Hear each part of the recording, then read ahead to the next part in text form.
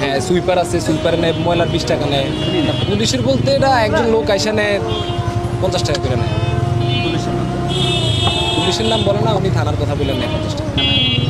এই চিন্তাটা আসলে এটা তো এমন না যে নতুন, লেবুর শরবতটা এটা তো এমন না যে নতুন, বাংলাদেশে নতুন, এটা কিন্তু আগে থেকে চলতেছে। এইখানে নতুন আমার মাথায় আসলে গরমটা বেশি, এই কারণে চলবো, ভালো চলবো, মানুষের রেসপেক্ট পাইবো, এই কারণে ইন টোটালি 20,000-এর মতো ইনভেস্ট করা আছে। গাড়িটা আমি নিজেই মোটি করে বানাইছি। আমার নাম আরমান। আরমান আরমান গরমে ভাই অতিরিক্ত খারাপ। এই গরমে প্রচুর, বিশেষ করে আমাদের জন্য, সাধারণ লোকেদের জন্য অনেক ক্ষতি।